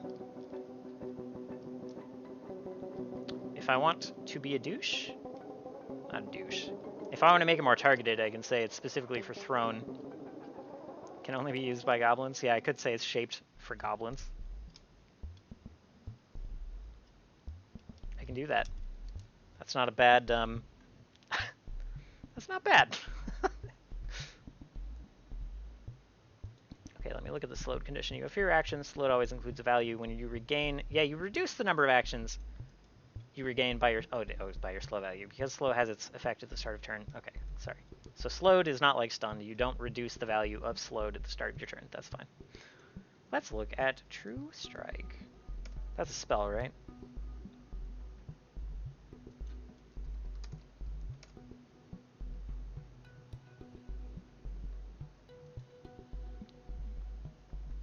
Enables your next blow to strike true. The next time you make an attack roll before the end of your turn, you roll the attack. Okay, that's advantage. Okay. Got you.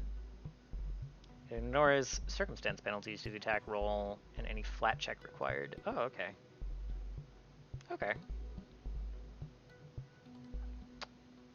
Yeah.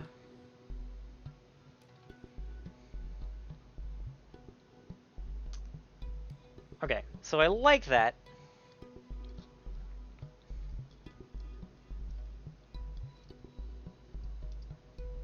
I like that in general. I like giving this guy a crown. I like giving him a goblin crown that lets him hit better. I don't think I'll have it be a Jade set crown if it's not more themed towards Explicitica.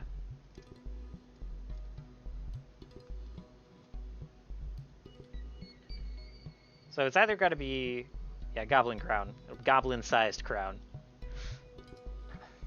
I guess it'll be sized for small creatures, is how I'll put it, because there are no other small creatures in the party.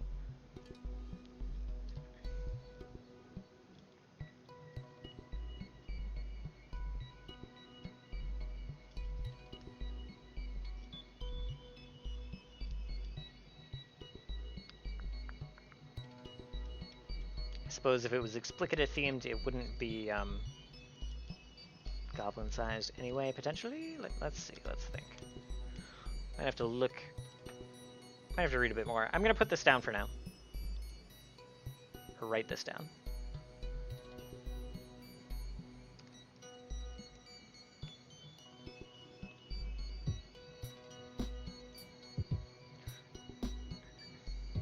They will have plenty of time to yeah. I don't know. I'm hedging between how much to hide, how much to make them like roll on all this.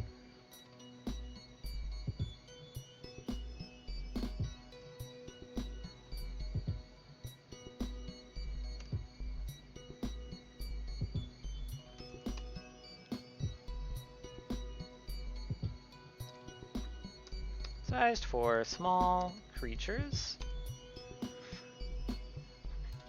True Strike as a free action. I'm just going to straight take what you said. 3x a day.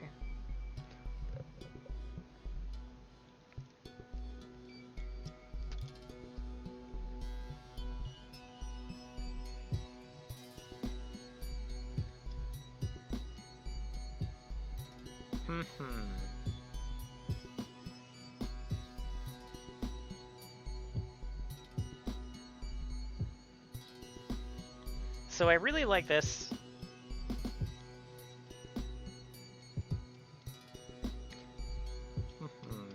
Yeah. I'm close to, like, really liking this and really liking it as part of this whole Jade-themed siphon energy towards the rebirth of Explicita thing. I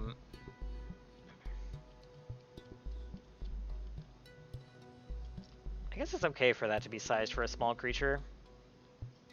Yeah, I might just do that. That's fine. I'll figure out the flavoring later, but I like that. I like that. It's like, it's one of those things where it's not even ridiculously strong on him, but if you put it on the rogue, suddenly they're, like, more of a monster. Like, 3 times a day, that's like many sessions in a row, they'll be able to freely use them because there's just not that many combats in a day in my game, unless they're going through a dungeon. They can slowly turn the user into a knockout lady as the power is siphoned. This character's already turning into a werewolf, remember?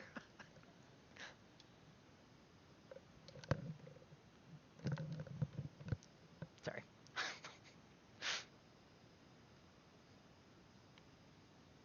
Do it through increasing bonuses. Naga werewolf. It could happen. It could happen. Okay. So we're gonna do busking through the universe one more time.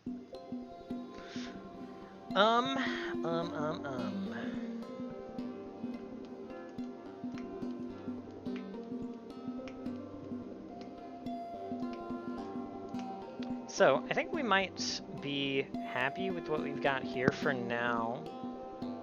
We've got a collection of useful potions, a ton of gold. Have I ever seen...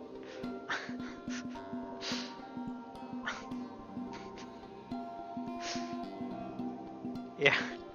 I mean, it's also a goblin, so it won't be a human face unless there's some more serious transformations going on top of this. It's like they start turning into a werewolf snake goblin, and someone's like, here, this potion, this will cure you of your ills. And he takes it, and actually it was a potion that was supposed to turn them into a human, because the person brewing the potion is misunderstood. And it just keeps stacking on. The genetics is all too messed up for this potion to work at this point. They'll just be stuck.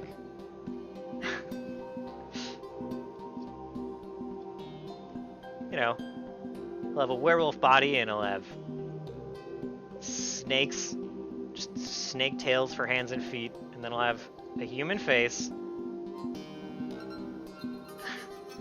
And then he'll have goblin ears and teeth. He'll have a human face with goblin teeth. That's horrifying.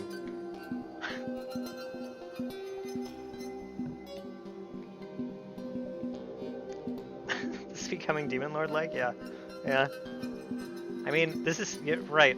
Like Wither King is kind of saying, like, this is still only slightly more disturbing than, like, Explicita already just is.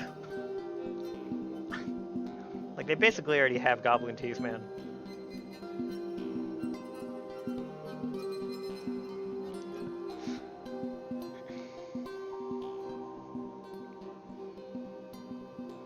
Okay, so what was I saying? So I'm running out of time, unfortunately.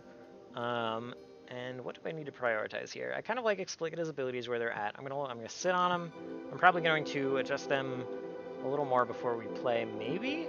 I still kind of want her to have reactions of some, like I want, I don't know.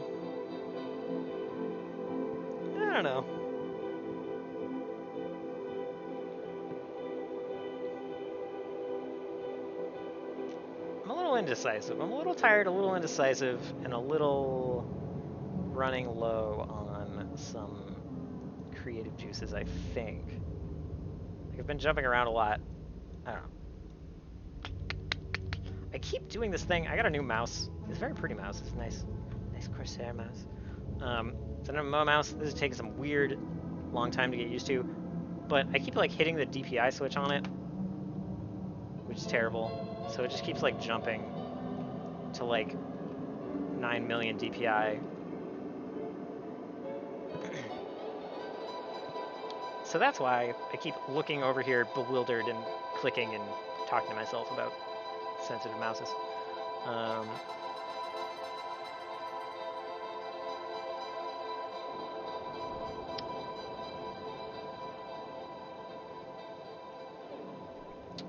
think I'll think on the reactions. Some of this stuff kind of came to me just thinking about things as I was passing out for bed. And I think the reactions will kind of come to a similar fruition. Maybe you can make knock a werewolf into a monster for them to fight when the goblin inevitably comes to knock a werewolf. Yeah, true.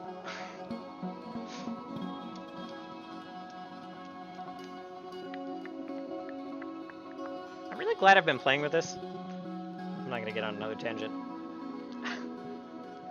This is a lens cap, as I discussed earlier, and I've been getting like greasy, I've been touching it on the inside, so there's inevitably finger oil, like, just, I don't know. I'm glad I've been playing with the thing that I put on the front of my lens to protect the lens. That's all I'm saying. That's what I'm saying.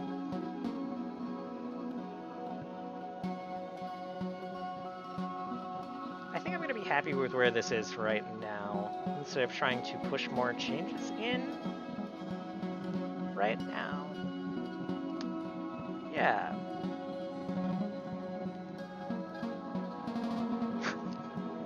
Damn it, Cam.